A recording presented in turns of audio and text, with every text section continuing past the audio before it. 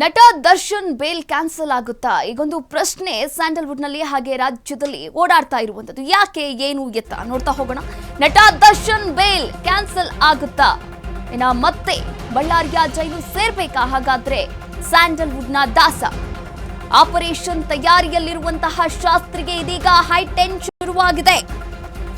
ಇಂದು supreme court ನಲ್ಲಿ bale ಅರ್ಜಿಯ ವಿಚಾರಣೆ ಕೂಡ ನಡೆಯಲಿದೆ. ಹೈಕೋರ್ಟ್ ಆದೇಶಕ್ಕೆ ತಡೆಯೋ ಅಥವಾ ರದ್ದು ಎರಡೂ ಕೂಡ ಗೊತ್ತಾಗುವಂತಹ ಒಂದು ದಿನ ಇವತ್ತು. ಇಂದು ಸುಪ್ರೀಂ ಕೋರ್ಟ್ನಲ್ಲಿ ಬೇಲ್ ಅರ್ಜಿಯ ವಿಚಾರಣೆ ಕೂಡ ನಡೆಯುತ್ತೆ. ಚಿತ್ರದುರ್ಗದ ರೇಣುಕಾಸ್ವಾಮಿ ಕೊಲೆ ಪ್ರಕರಣಕ್ಕೆ ಸಂಬಂಧಪಟ್ಟಂತೆ ನಟ ದರ್ಶನ್ ಅವರ ರೆಗ್ಯುಲರ್ ಬೇಲ್ ಈಗಾಗಲೇ ರೆಗ್ಯುಲರ್ ಬೇಲ್ ಮೇಲೆ ಹೊರಗಿರುವಂಥದ್ದು. ಆದರೆ ರೆಗ್ಯುಲರ್ ಬೇಲ್ ಕ್ಯಾನ್ಸಲ್ ಆಗುತ್ತಾ? ಇನ್ನು ಪೊಲೀಸರು ಸುಪ್ರೀಂ ಕೋರ್ಟ್ಗೆ ಅರ್ಜಿಯನ್ನ ಕೂಡ ಸಲ್ಲಿಕೆ ಮಾಡಿದ್ರು, ರೆಗ್ಯುಲರ್ ಬೇಲನ್ನ ಕ್ಯಾನ್ಸಲ್ ಮಾಡುವ ಒಂದು ಕುರಿತಂತೆ. ನಟ ದರ್ಶನ್, ಪವಿತ್ರ ಗೌಡ ಸೇರಿದಂತೆ 7 ಮಂದಿಗೆ ಇದೀಗ ಬೇಲ್ ಕ್ಯಾನ್ಸಲ್ ಆಗುವ ಟೆನ್ಷನ್ ಶುರುವಾಗಿದೆ. ಹೈಕೋರ್ಟ್ ಆದೇಶವನ್ನ ಪ್ರಶ್ನಿಸಿ ಪೊಲೀಸರು ಮೇಲ್ಮನವಿಯನ್ನ ಕೂಡ ಸಲ್ಲಿಕೆ ಮಾಡಿದ್ರು. ಸುಪ್ರೀಂ ಕೋರ್ಟ್ನ ದ್ವಿಸದಸ್ಯ ಪೀಠದಲ್ಲಿ ವಿಚಾರಣೆ ಕೂಡ ಇವತ್ತು ನಡೀತಾ ಇರುವುದು. ನ್ಯಾಯಮೂರ್ತಿಗಳಾದ ಪರಿಧಿವಾಲಾ ಆರ್ ಮಹದೇವನ್ ಪೀಠ ಇವತ್ತು ವಿಚಾರಣೆಯನ್ನ ನಡೆಸಲಿದೆ. ಡಿಸೆಂಬರ್ನಲ್ಲಿ ಡೆವಿಲ್ ಗ್ಯಾಂಗ್ಗೆ ಬೇಲ್ ನೀಡಿದಂತಹ ಹೈಕೋರ್ಟ್ ಈ ಒಂದು ಬೇಲನ್ನ ಪ್ರಶ್ನಿಸಿ ಇದೀಗ ಕೋರ್ಟ್ ಮೊರೆ ಹೋಗಿರುವಂಥದ್ದು. ಪೊಲೀಸರು ದರ್ಶನ್ ಹಾಗೆ ಪವಿತ್ರ ಗೌಡ ಸೇರಿದಂತೆ 7 ಮಂದಿಗೆ ಬೇಲ್ ಟೆನ್ಷನ್ ಶುರುವಾಗಿರುವಂಥದ್ದು. ಹೈಕೋರ್ಟ್ ಆದೇಶವನ್ನ ಪ್ರಶ್ನಿಸಿ ಪೊಲೀಸರು ಮೇಲ್ಮನವಿಯನ್ನ ಕೂಡ ಸಲ್ಲಿಕೆ ಮಾಡಿದ್ರು ಸುಪ್ರೀಂ ಕೋರ್ಟ್ಗೆ. ಸುಪ್ರೀಂ ಕೋರ್ಟ್ನ ದ್ವಿಸದಸ್ಯ ಪೀಠದಲ್ಲಿ ಇವತ್ತು ವಿಚಾರಣೆ ಕೂಡ ನಡೀತಾ ಇರುವಂಥದ್ದು. ಇನ್ನು ನ್ಯಾಯಮೂರ್ತಿಗಳಾದಂತಹ ಪರಿಧಿವಾಲಾ ಆರ್ ಮಹದೇವನ್ ಪೀಠ ಇವತ್ತು ವಿಚಾರಣೆಯನ್ನ ಕೂಡ ನಡೆಸಲಿದೆ. ಇನ್ನು ಫಾರ್ಮ್ ಹೌಸ್ ನಲ್ಲಿರುವಂತಹ ಡಿಬಾಸ್ಗೆ ಢವಢವ ಶುರುವಾಗಿದೆ. ಬೋಟಿಕ್ ರೀ ಓಪನ್ ತಯಾರಿಯಲ್ಲಿದ್ದಂತಹ ಪವಿಗೆ ಟೆನ್ಷನ್ ಶುರುವಾಗಿದೆ. ಆರೋಪಿಗಳಾದ ನಾಗರಾಜ್, ಲಕ್ಷ್ಮಣ್, ಅನುಕುಮಾರ್, ಜಗದೀಶ್, ಪ್ರದೋಷ್ ಜಾಮೀನು ಭವಿಷ್ಯ ಏನಾಗುತ್ತೆ? ಹಾಗಾದ್ರೆ ಇವತ್ತು ಸುಪ್ರೀಂ ಕೋರ್ಟ್ನಲ್ಲಿ ವಿಚಾರಣೆ ನಡೀತಾ ಇರುವಂತದ್ದು. ಸುಪ್ರೀಂ ಕೋರ್ಟ್ಗೆ 1492 ಪುಟಗಳ ದಾಖಲೆಯನ್ನ ಸಲ್ಲಿಸಿದ್ದಾರೆ ಈಗಾಗಲೇ ಪೊಲೀಸರು.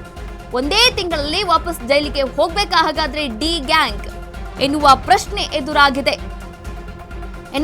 ಡಿವಾಸ್ ಅಂತಾನೆ ಖ್ಯಾತಿ ಪಡೆದಿರುವಂತಹ ನಟ ದರ್ಶನ್ ಫಾರ್ಮ್ ಹೌಸ್ನಲ್ಲಿ ಇದ್ದಾರೆ. ಫಾರ್ಮ್ ಹೌಸ್ನಲ್ಲಿ ರೆಸ್ಟ್ ಮಾಡ್ತಾ ಇದ್ದಾರೆ. ಶಸ್ತ್ರಚಿಕಿತ್ಸೆಗೂ ಕೂಡ ಮುಂದಾಗಬೇಕಾಗಿದೆ.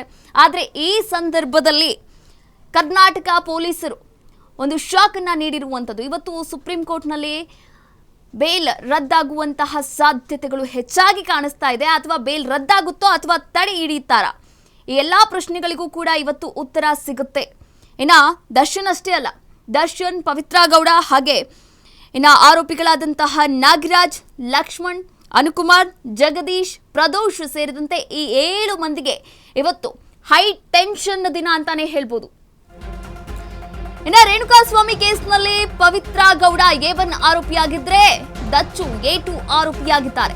ಎಫ್ಐಆರ್, ಪೋಸ್ಟ್ ಮಾರ್ಟಮ್ ರಿಪೋರ್ಟ್, ಆರೋಪಿಗಳ ಮಾಹಿತಿ, ಇನ್ನು ಪ್ರತ್ಯಕ್ಷದರ್ಶಿಗಳ ಹೇಳಿಕೆ, ದರ್ಶನ್ ಕುರಿತ ಮೆಡಿಕಲ್ ರಿಪೋರ್ಟ್, ಮಧ್ಯಂತರ ಬೇಲ್ ನೀಡುವಾಗ ಆಗಿರುವಂತಹ ಲೋಪ, ಹಾಗೆ ಎಫ್ಎಸ್ಎಲ್ ವರದಿ, ಸಿಡಿಆರ್, ಸ್ಪಾಟ್ ಮಹಜರ್ ವರದಿ, ಡಿಜಿಟಲ್ ಸಾಕ್ಷ್ಯ ಎಲ್ಲವನ್ನ ಕೂಡ ವಕೀಲ ಅನಿಲ್ ನಿಶಾನಿ ಈಗಾಗಲೇ ಕೋರ್ಟ್ಗೆ ಸಬ್ಮಿಟ್ ಮಾಡಿರುವಂಥದ್ದು.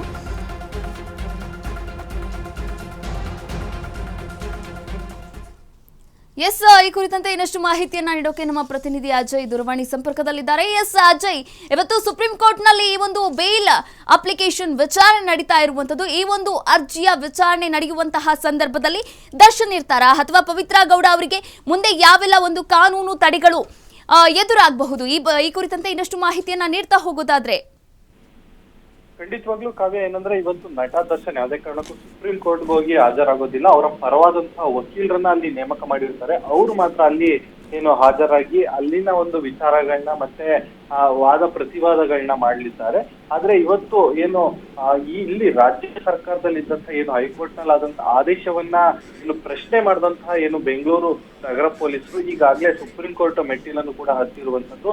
ಅಲ್ಲೂ ಕೂಡ ಇವತ್ತು ಚಾರ್ಜ್ ಶೀಟ್ ರೀತಿಯಾಗಿ ಕೂಡ ಪ್ರತಿಯೊಂದು ಎವಿಡೆನ್ಸ್ ಗಳನ್ನ ಮತ್ತೆ ಇಷ್ಟು ದಿನ ಸಿಕ್ಕಿರೋ ಸಾಕ್ಷಿಗಳನ್ನ ಮತ್ತೆ ಈ ಒಂದು ಕೇಸ್ನ ಸಂಪೂರ್ಣ ಮಾಹಿತಿಯನ್ನ ಅಲ್ಲಿರುವಂತಹ ವಕೀಲರೇನಿದ್ದಾರೆ ಅವರು ಕೂಡ ಪಡ್ಕೊಂಡಿರ್ತಾರೆ. ಆನಂತರ ಇವತ್ತು ಕೂಡ ಫಸ್ಟ್ ಹಿಯರಿಂಗ್ ಇರೋದ್ರಿಂದಾಗಿ ಅಂದ್ರೆ ಅಲ್ಲೂ ಕೂಡ ಪ್ರತಿಯೊಂದನ್ನು ಕೂಡ ವಾದವನ್ನ ಮಾಡ್ತಾರೆ. ಅದರಂತೆ ಅವರ ಏನು ಅಪೋನೆಂಟ್ ಲಾಯರ್ಸ್ ಇರ್ತಾರೆ, ಅಂದ್ರೆ ಈ ದರ್ಶನ್ ಆಗಿರ್ಬೋದು ಮತ್ತೆ ಪವಿತ್ರ ಗೌಡ ಆಗಿರ್ಬೋದು, ಇವರ ಒಂದು ಲಾಯರ್ಸ್ ಏನಿರ್ತಾರೆ ಅವರು ಕೂಡ ಅವರವರ ಪರವಾದಂತಹ ಏನು ವಿಚಾರಗಳನ್ನ ಕೂಡ ಅಲ್ಲಿ ನ್ಯಾಯಾಧೀಶ ಮುಂದೆ ಹೇಳ್ತಾ ಹೋಗ್ತಾರೆ. ಇನ್ನು ಈ ಒಂದು ಜನವರಿ 6ರಂದು ಸುಪ್ರೀಂ ಕೋರ್ಟ್ ನಲ್ಲಿ ಅರ್ಜಿ ಸಲ್ಲಿಸಿದ್ರು ಪೊಲೀಸರು. ಅಂದ್ರೆ ಕಳೆದ ಇನ್ನು ಇದೇ ತಿಂಗಳು 6ರಂದು ಸಲ್ಲಿಸಿದ್ರು. ಈಗ 20 ದಿನಗಳ ನಂತರ ಇವತ್ತು ಕೂಡ ಸುಪ್ರೀಂ ಕೋರ್ಟ್ ಕೂಡ ಡೇಟ್ ಅನ್ನ ಕೊಟ್ಟಿತ್ತು. ಈಗ ಇವತ್ತು ಯಾವ ರೀತಿಯಾಗಿ ಏನು ಮತ್ತೆ ಏನಾಗತ್ತೆ ಅನ್ನೋದು ಕುತೂಹಲ ಕೂಡ ಎಲ್ಲರಿಗೂ ಕೂಡ ಇರುವಂತದ್ದು. ಯಾಕಂದ್ರೆ ಬೇಲ್ ಏನಾದ್ರು ಕ್ಯಾನ್ಸಲ್ ಆದ್ರೆ ಮತ್ತೆ ಇಲ್ಲಿರುವಂತಹ 6ರಿಂದ 7 ಜನರಿಗೂ ಕೂಡ ಮತ್ತೆ ಕಟ್ಟಕ್ಕಾಗುವಂತ ಎಲ್ಲಾ ಸಾಧ್ಯತೆಗಳು ಕೂಡ ಹೆಚ್ಚಿದೆ ಅಂತಾನೆ ಹೇಳ್ಬೋದು. ಯಾಕಂದ್ರೆ ಮತ್ತೆ ಎಲ್ಲರೂ ಕೂಡ ಜೈಲಿಗೆ ಹೋಗುವಂತ ಎಲ್ಲಾ ಸಾಧ್ಯತೆಗಳು ಕೂಡ ಹೆಚ್ಚಾಗಿರುತ್ತೆ. ಹೀಗಾಗಿ ಎಲ್ಲರೂ ಕೂಡ ಒಂದ್ ರೀತಿ ಭಯದ ವಾತಾವರಣದಲ್ಲಿ ಕೂಡ ಇದ್ದಾರೆ ಅಂತಾನೆ ಹೇಳ್ಬೋದು. ಈಗ ಒಂದ್ ರೀತಿ ಸಾಕಷ್ಟು ವಿವಾದವನ್ನು ಉಟ್ಕೊಂಡಿತ್ತು. ಯಾಕಂದ್ರೆ ಸುಪ್ರೀಂ ಕೋರ್ಟ್ಗೆ ಹೋಗ್ತಿಲ್ಲ ರಾಜ್ಯ ಸರ್ಕಾರ ಅಥವಾ ಪೊಲೀಸ್ ಇಲಾಖೆ ಅಂತ ಹೇಳಿ. ಈಗ ಈ ಒಂದು ವಿಚಾರ ಸುಪ್ರೀಂ ಕೋರ್ಟ್ ಹೋಗಿರೋದು ನಿಜಕ್ಕೂ ಕೂಡ ಎಲ್ಲರೂ ಕೂಡ ಭಯ ಹುಟ್ಟಿಸಿದೆ ಅಂತಾನೆ ಹೇಳ್ಬೋದು. Kavya. Yes, thank you Ajay. ತಮ್ಮೆಲ್ಲ ಮಾಹಿತಿಗಾಗಿ ಧನ್ಯವಾದಗಳು.